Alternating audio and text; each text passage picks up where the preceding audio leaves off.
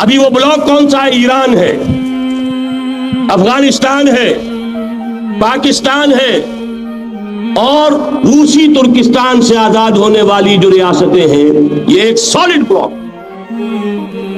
میری جس درجے دشمنی رکھی گئی ہے، جس طرح میرے سر کا جو ہے مطالبہ ہوتا تھا، 2 ہی آدمی تھے پاکستان میں کہ جن کے سر مانگے گئے، ایک کراچی کے وہ شاہ ولی الدین صاحب اور ایک نے۔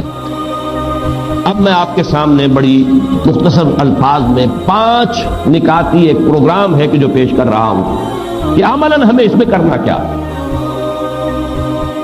پہلی بات، اہم ترین بات، 100 باتوں کی ایک بات، جس کے یوں سمجھیے کہ ہاتھی کے پاؤں میں سب کے پاؤں کے مثال سے ساری باقی باتیں اسی پر مبنی ہیں۔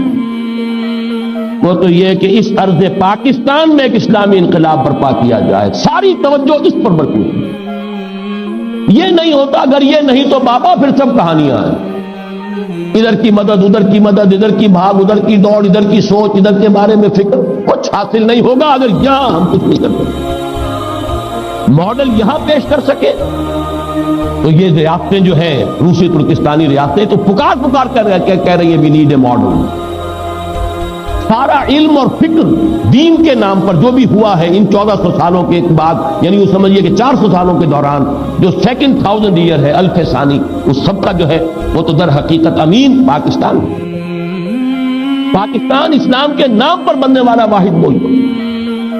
کاش کہ ہمارے دینی جماعتوں کو، مختلف طبقات کو اس سلسلے میں اپنے طریقہ کار پر نظر ثانی کی توفیق عطا ہوگا۔ اس کی دعا کی طاقت ہے، خلوص ہے، اخلاص ہے، جذبہ ہے۔ اصل معاملہ جو ہے جہاں پانی مر رہا ہے وہ طریقہ کار کا ہے، اور اندیشہ اصل میں یہ ہے اگر انتخابات سے مایوسی ہوگی تو پھر کوئی چھاپے مار اور کوئی اس طرح کی کوئی تشدد پسندانہ ایکٹیویٹیز شاید شروع ہو جائیں، اور وہ اس سے زیادہ خوفناک اور خطرناک ہے اور مضر ہوگی اپنے مقصد کے اعتبار سے۔ اصل یہ ہے کہ منہج نبوی کی اساس پر، اسی کی بنیاد پر لن يصلح آخر هذه الامة الا بما صلح به اولها، اس اصول پر منہج انقلاب نبوی کی بنیاد پر کام کیا جائے۔ اور اسی کے لیے میں نے عرض کیا تھا کہ یہ جو دوسرا گروپ ہے جس کی 2 آیتیں میں آپ کو سنا چکا ہوں پہلے، یا ایھا الذین آمنوا من یرتد منکم عن دینہ فسوف یأتی اللہ بقوم یحبهم ویحبونہ اذلۃ علی المؤمنین اعزۃ علی الکافرین یجاہدون فی اللہ فی سبیل اللہ ولا یخافون لومۃ لائم۔ یہ جو اوصاف ہے 6، 2 کے 3 جوڑے، یہ اللہ تعالیٰ جنہوں نے پہلے سے کمر کسی ہوئی ہے انہیں توفیق دے کہ ساتھیوں مشوروں کو تیز کرو، وہ اپنی جد و جہد کو اور بڑھائیں اور ہمت کریں۔ اور جو لوگ ان تمام حقائق کے پیش نظر اگر اب وہ کمر کسنے کہ اب ان صلاتی و نسکی و محیای و مماتی للہ رب العالمین، اب ہمیں اسی کے لیے جینا اور مرنا ہے، تو ان اوصاف کو پہلے اپنے اندر پیدا کرنے کی کوشش کریں۔ جیسے اقبال نے کہا ہے کہ ہو صداقت کے لیے جس دل میں مرنے کی تڑپ، پہلے اپنے پیکر خاکی میں جان پیدا کرے۔ یہ روحانی جان ضروری ہے اس انقلاب کے لیے۔ وہ روحانی جان کیا ہے؟ اللہ ان سے محبت کرے گا، وہ اللہ سے محبت کرے۔ جائزہ لیں ساری محبتوں میں ٹاپ پر اللہ کی محبت ہے یا نہیں؟ مال، اولاد، جان، جائیداد، پروفیشن، جو بھی کچھ ہے، ان سب سے اوپر محبت اللہ کی ہے تو فرسٹ کوالیفیکیشن پوری ہو گئی۔ اور یہ نہیں ہے تو یہیں فیل ہو گئے، تو آگے بڑھنے کی ضرورت ہی نہیں۔ اذلۃ علی المؤمنین اعزۃ علی الکافرین، اہل ایمان کے حق میں بہت نرم اور کافروں کے حق میں بہت سخت ہو۔ حلقہ یاراں تو برے شم کی طرح نرم، اور رزم حق و باطل ہو تو فولاد ہے مومن۔ کل ہی شاید یہاں حدیث صبح بیان کی گئی، من احب للہ وابغض للہ واعطى للہ ومنع للہ فقد استکمل الایمان۔ محبت کرو تو صرف اللہ کے لیے محبت کرو، کسی سے دشمنی ہے تو اللہ کے لیے ہو، اپنی کسی ذات کی رنجش کی بنا پر نہ ہو، دین کے لیے ہو۔ بغض ہو، نفرت ہو، دین کی وجہ سے ہو، تعلق کا انقطاع ہو، دین کی وجہ سے ہو، مبارک ہو، لیکن اور کسی وجہ سے نہیں۔ کسی سے کچھ روکا جائے تو اس لیے کہ اللہ کو اس کا روکنا پسند ہے، کسی کو کچھ دیا جائے تو اس لیے کہ اللہ کو اس کا دینا پسند ہے۔ یہ کیفیت ہو جائے تو ایمان کی تکمیل ہوتی ہے۔ تیسرا یجاہدون فی سبیل اللہ ولا یخافون لومۃ لائم، اللہ کی راہ میں جہاد کرے اور کسی ملامت کرنے والے کی ملامت سے نہ ڈرے، چاہے وہ باپ ہو، چاہے وہ بڑا بھائی ہو، چاہے وہ ماں ہو، چاہے وہ بیوی ہو، کرنا ہے، لگانا ہے اپنے آپ کو اللہ کے دین کے لیے، کوئی راضی ہو چاہے ناراض۔ جب تک یہ شکلیں نہیں ہوتی، یہ 6 اوصاف ہے، 2 کے 3 جوڑے، یحبہم ویحبونہ، اذلۃ علی المؤمنین اعزۃ علی الکافرین، یجاہدون فی سبیل اللہ ولا یخافون لومۃ لائم۔ اس راہ میں جو سب پہ گزرتی ہے سو گزری، تنہا پس زندہ کبھی رسوا سر بازار، کرتے ہیں بہت شیخ سر گوشہ ممبر اور گرجے ہیں بہت اہل حکم بر سر دربار، اور چھوٹا نہیں چھوڑا نہیں غیروں نے کوئی ناوک دشنام، چھوٹی نہیں اپنوں سے کوئی طرز ملامت، یہ ملامتیں کسی طرح کی بھی ہو، ناصحانہ ہو، خیر خواہانہ ہو، کسی ملامت کی کوئی پرواہ نہ ہو، انسان طے کر لے کہ ان صلاتی و نسکی و محیای و مماتی للہ رب العالمین۔ یہ تو ہے ان آیات کا حاصل، اور اس کے بعد 2 آیتیں پہلے بیان کر چکا، اللہ سے ولایت کا رشتہ، رسول سے، پھر اہل ایمان سے۔ اہل ایمان بھی وہ نام کے مسلمان نہیں، الذین یقیمون الصلاۃ ویؤتون الزکاۃ وہم راکعون، ومن یتول اللہ ورسولہ والذین آمنوا فإن حزب اللہ هم الغالبون۔ یہ شرائط پوری کر لو، اللہ کا وعدہ ہے کہ وہی حزب اللہ غالب آئے۔ تو پہلا کام تو یہ ہے، اور اسی کام کے ہونے پر بقیہ 4 کا دار و مدار ہے، ورنہ ان میں سے کوئی چیز بھی اپنی جگہ پر کسی درجے میں بھی مفید نہیں ہوگی، فائدہ مند نہیں ہوگی۔ لیکن دوسری 4 چیزیں کیا ہیں؟ نمبر 1، وسط ایشیائی مسلم بلاک کی طرف پیش قدمی ہونی چاہیے۔ اس ضمن میں جو تجویز آئی ہے ایران کی، پازیٹیو ریسپانس ہونا چاہیے اس پر۔ البتہ اس کے ضمن میں جو بات ایک میں نے کہی ہے، تازہ جو ندائے خلافت ہے اس کے سرورق پر وہ بات دے دی گئی ہے بڑی تفصیل سے، بڑی خوبصورتی کے ساتھ، کہ چونکہ ایران پیش رفت کر گیا ہے اپنے تصور اسلام کے مطابق، جو ان کا شیعہ اسلام ہے، ہم پیچھے رہ گئے، اور ہمارے ہاں اسلام کی طرف پیش رفت میں ایک بہت بڑی رکاوٹ یہاں کا شیعہ مکتب فکر ہے، کہ جو برابر کا مدعی ہے۔ اب ظاہر بات ہے کہ برابری جو ہے وہ لا آف دی لینڈ کے لیول پر تو دو قانون نہیں ہو سکتے ملک میں۔ تو میں نے یہ بات کہی ہے، ایران کی حکومت اگر واقعتاً چاہتی ہے کہ پاکستان کا اور ایران کی واقعتاً گہری مفاہمت ہو، تو پھر یہ ہے کہ انہیں جو بھی ان کے گڈ آفیسز ہیں، جو بھی اثرات ہیں بروئے کار لا کر پاکستان کے اہل تشیع کو اس پر آمادہ کرنا چاہیے کہ وہ یہاں وہی صورت اختیار کرنے کو تیار ہو جو سنیوں کو ایران میں دی گئی۔ اگر یہ ریسیپروسٹی ہوئی تب تو بات بڑھ سکتی ہے آگے، ورنہ کیسے بڑھے گی؟ وہاں شکل یہی ہے، لا آف دی لینڈ فقہ جعفریہ کا، چاہے سنی ہو چاہے وہ شیعہ ہو، اس کے اوپر انطباق ہوگا۔ ایک ملک میں 2 لاز نہیں ہو سکتے، قانون ملکی تو ایک ہی ہو۔ ہاں پرسنل لا میں سنیوں کو اجازت ہے، نماز جیسے چاہے پڑھے، روزہ جس پر چاہے رکھے، جس پر چاہے کھولے، اپنے نکاح طلاق کے معاملات آپس میں جس طرح چاہے کریں، انہیں اختیار ہے۔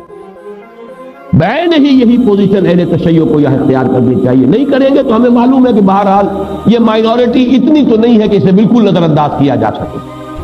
ہماری سروسز میں، ہماری فوج میں، ہماری پولیس میں، ہماری سول سروس میں، بلکہ ان میں تو میں سمجھتا ہوں کہ اپنی اصل جو آبادی کی مناسبت ہے، تناسب ہے، اس سے کہیں بڑھ کر زیادہ عمل دخل۔ تو یہ بہت بڑی رکاوٹ ہے، کاش کہ ایران کی موجودہ حکومت جو ہے وہ اس بارے میں غور کر سکے سنجیدگی کے ساتھ۔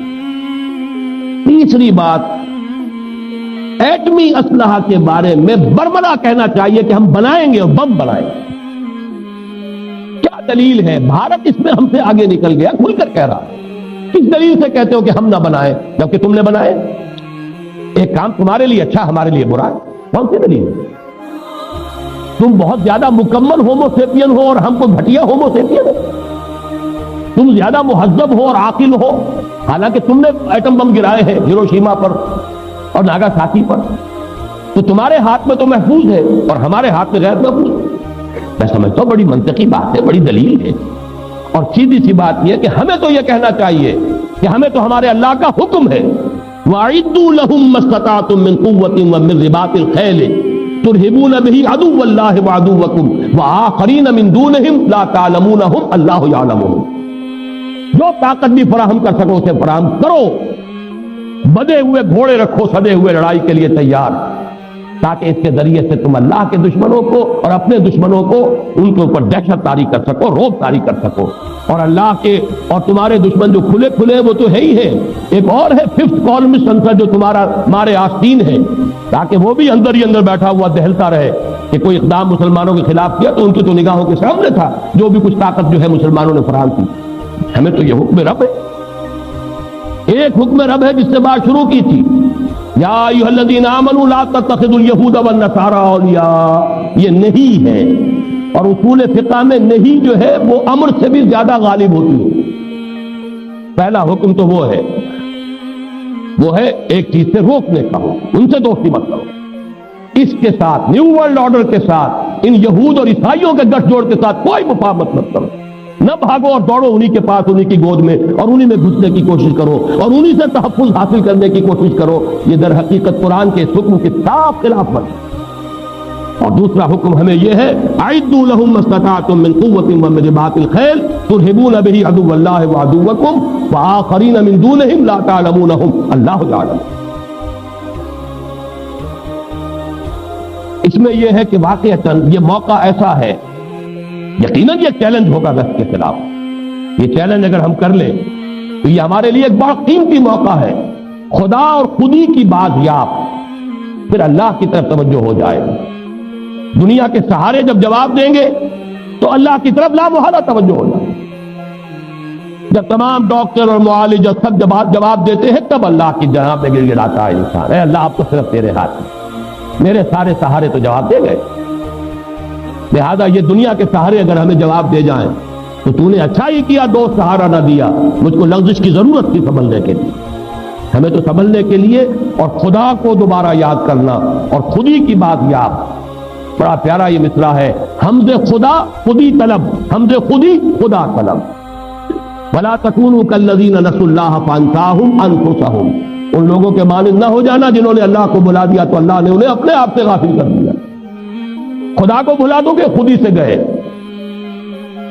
खुदी को पहचान लोगे अल्लाह को भी पहचान लोगे। मन अरफ़ नफ्सहू फ़क़द अरफ़ रब्बह। हमसे खुदा खुदी तलब, हमसे खुदी खुदा तलब, ये मामला है। लेकिन ये इस पर चैलेंज होगा, और जैसा कि मैं अर्ज कर चुका हूं, लड़ा दे ममूले को शाहबाज से। बहरहाल ईरान ने इसका एक नक्शा पेश किया, हजारों की जानें जो है कुर्बान की, कितनी बड़ी ताकत के साथ जो है इराक हमला आवर हुआ था, पूरा अरब, पूरी ताकत, पूरा पैसा पीछे हुआ, मगरिब की उसकी ताकत। आखिर एक कौम मरने पर आमादा हो जाए उसे कोई शिकस्त नहीं दे सकती। तो ये कि इसमें अल्लाह की मदद, अल्लाह की नुसरत, वो आयत में सुना चुका हूं आज पहले एक मरतबा, इन यंसुरकुमुल्लाहु फला गालिब लकुम। अगर अल्लाह तुम्हारी मदद करेगा तुम पर कोई गालिब आ नहीं सकता। वहीं यख्ज़ुलकुम, अगर वो तुम्हें छोड़ दे तो मंज़ल्लज़ी यंसुरुकुम मिन बादी, तो फिर कौन है जो तुम्हारी मदद करेगा। इस अमेरिका बहादुर ने, कल मुझे बड़ा प्यारा जुमला मालूम हुआ आबदा हुसैन का, वो अखबार में सुर्खी सी थी। आज भी पाकिस्तानी यही समझता है कि अमेरिका बादशाह मदद करेगा। ये हमारी नफ्सियात का जुज़ बन चुका है, अमेरिका बादशाह मदद करेगा। उस अमेरिका बादशाह ने जो कुछ सन 65 में किया था उसे याद करो, उस अमेरिका बादशाह ने जो कुछ सन 71 में किया था उसे याद करो। उसका 6th फ्लीट जो है पता नहीं कहां रह गया था, कौन सी वादी में है, कौन सी मंजिल में है। आता रहा, सुनता रहे, सुनते रहे, आ रहा है, कहां आया? हमारा तो बेड़ा गर्क हो गया। वो फ्लीट आया या नहीं आया, वो तो हमारा तो बेड़ा गर्क हो गया। तारीख इंसानी की बदतरीन शिकस्त हमारे कलंक का टीका तो बड़ी बात है। 93,000 हमारा कड़ियल, चाहे वो जर्नैल थे और चाहे वो सिपाही थे, वो उस हिंदू के कैदी बने कि जिनके लिए यूं समझिए कि जिन पर कहीं 1000 बरस, कहीं 800, कहीं 600 बरस हमने हुकूमत की थी। बहरहाल चौथी चीज चीन के साथ दोस्ती और मुफाहमत। इसमें मुझे कुछ ज्यादा कहने की जरूरत नहीं है, मैं पहले अर्ज कर चुका हूं। लेकिन इसमें इसलिए ज्यादा कहने की जरूरत नहीं कि यह हमारी तारीख का उसी तरह से एक जुज़ बन गया है, इसके खिलाफ किसी का ज़हन नहीं होगा। आर्जी तौर पर जो शक्ल पैदा हुई है वो यकीनन बहरहाल इस वक्त के लिए हमारे लिए, अगर हम उससे जाग जाएं तो वो भी एक बड़ी हमारे लिए एक नेमत साबित हो सकती है कि उसका जो भी गर्म जोशाना हमारी तायीद थी कश्मीर के मसले पर, वो आज नहीं गई। जो कुछ हुआ है, हमारी उस करारदाद का असर हुआ है, जो चुटकी हुई है पाकिस्तान की, بہرحال اس کے باوجود چین جو ہے ابھی چونکہ میں عرض کر چکا ہوں نیو ورلڈ آرڈر کے لیے ابھی وہ ہارڈ نٹ ہے، ابھی وہ کھڑا ہے، ہو سکتا ہے کہ کسی وقت جو ہے خم کھا جائے، پھر کوئی طاقت نہیں رہے گی ظاہری طاقتوں میں۔ اس اعتبار سے اس کے ساتھ بھی مفاہمت۔ آخری بات جس کے لیے اب وقت نہیں ہے میں صرف اشارہ کر رہا ہوں، بھارت کا مسئلہ ہمارے لیے ہماری نفسیات کے اعتبار سے، ویسے تو وہ نفسیات تقریباً 1000 سالہ پرانی نفسیات ہے جس کا کہ مظاہرہ ہوا تھا، جیسا کہ آج بھی میرا جو مضمون چھپا ہے جنگ میں اندرا گاندھی کا وہ قول میں نے نقل کیا ہے، we have avenged our 1000 years defeat، 1000 سالہ شکست کا بدلہ چکایا ہے۔ تو ہندو مسلم نفرت جو ہے وہ تو بڑی طویل ہے، اس میں ان کی محکومیت کا رد عمل بھی ہے، لیکن اس میں لازماً انگریز نے بھی اپنی ڈیوائڈ اینڈ رول پالیسی کے تحت اس کے اندر شدت پیدا کی ہے۔ اگر کوئی شخص اس کا انکار کرتا ہے تو اس سے بڑا عیب اب کوئی نہیں اور حق درم کوئی نہیں۔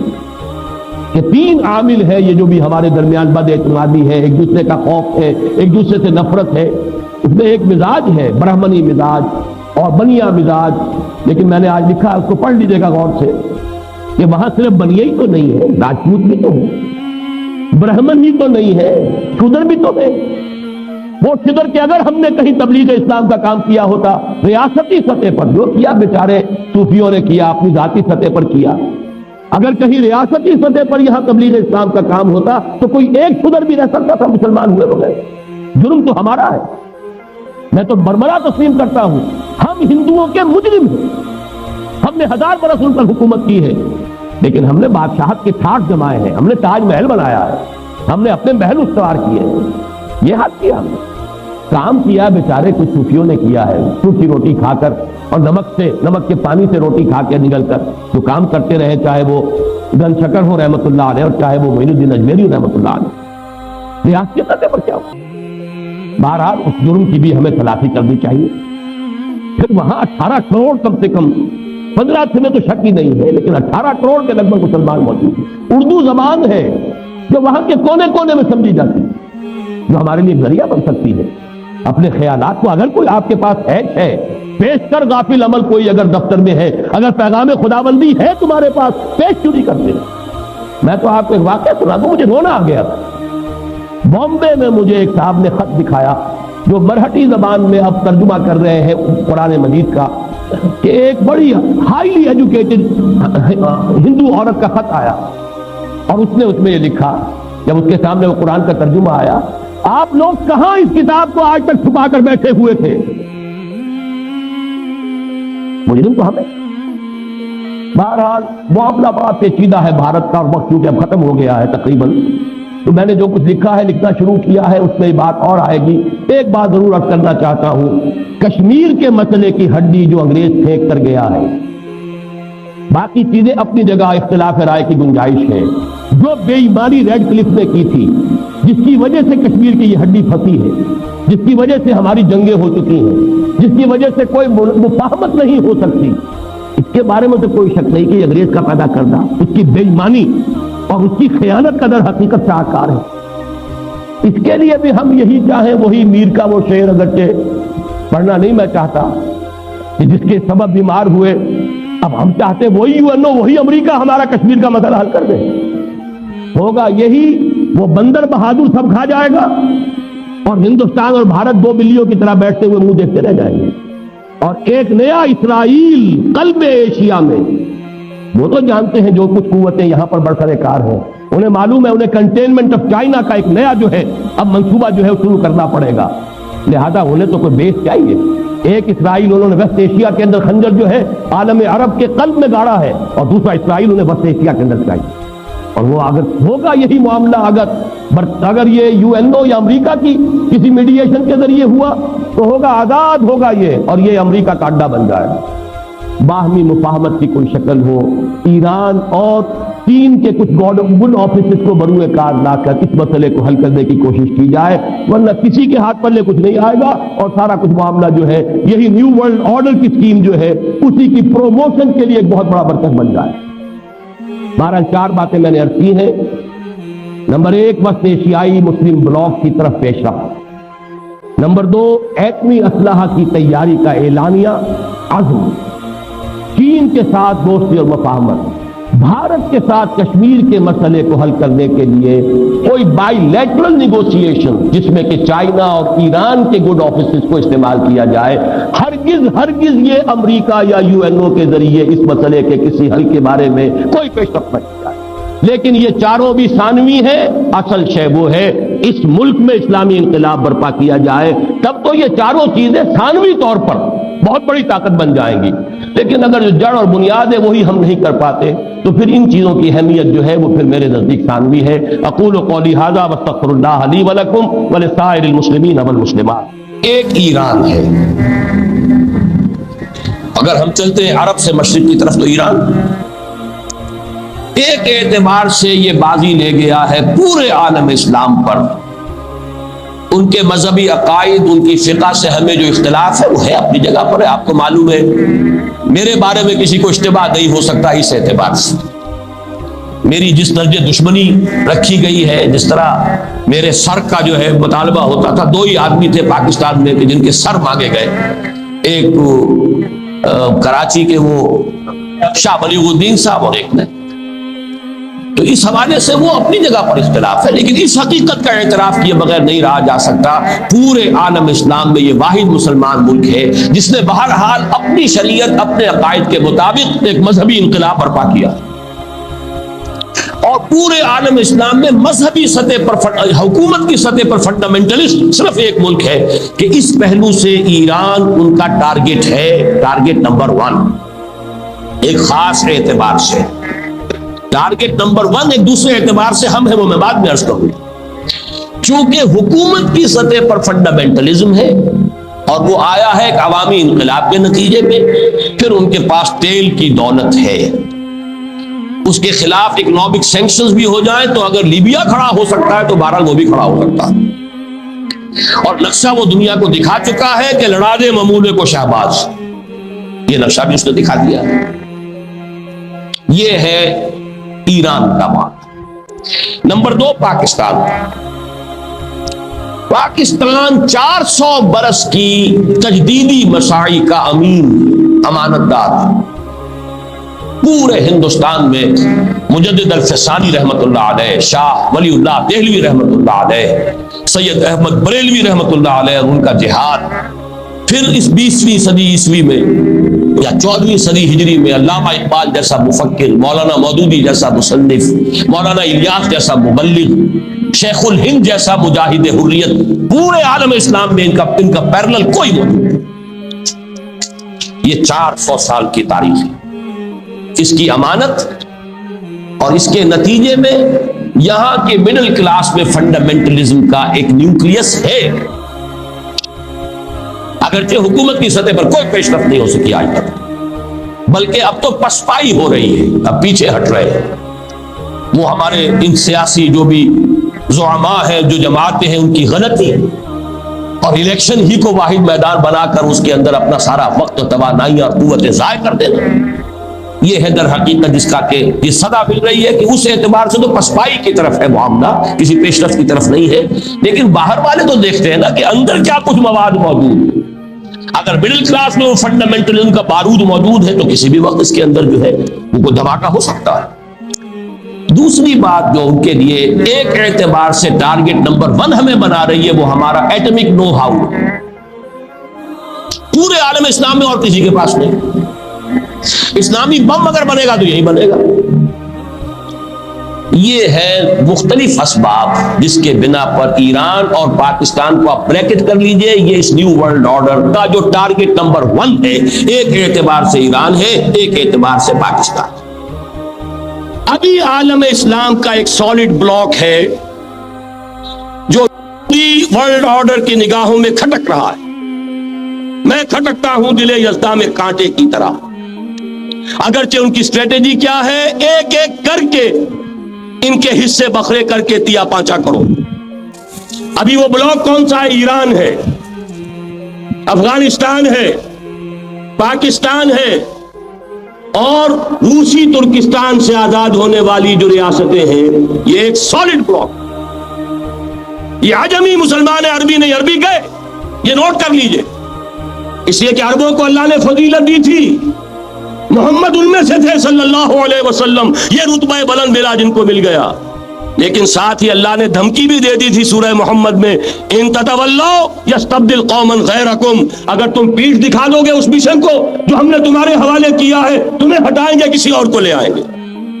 اور یہ بات ہو چکی ہے 13ویں صدی عیسوی میں، 1258 میں جب سقوط بغداد ہوا ہے، عربوں کے ہاتھ سے عالم اسلام کی قیادت چھین لی گئی، معزول کر دیا۔ اس کے بعد قیادت کن کے ہاتھوں میں آئی؟ ترکوں کے ہاتھ میں، ترکان تیموری ہندوستان میں، ترکان صفوی ایران میں، ترکان سلجوقی مڈل ایسٹ میں، اور ترکان عثمانی کا تو کہنا ہی کیا ہے، وہ ایشیا مائنر سے چل کر آپ کو معلوم ہے کہ مشرقی یورپ کا کتنا بڑا علاقہ، the great Ottoman empire, great Ottoman empire جو 3 بر اعظموں پر محیط، نام و نشان ختم۔ The great U S S R, نام و نشان ختم۔ اب تو روس صاحب ایک ملک کی حیثیت سے رہ گئے۔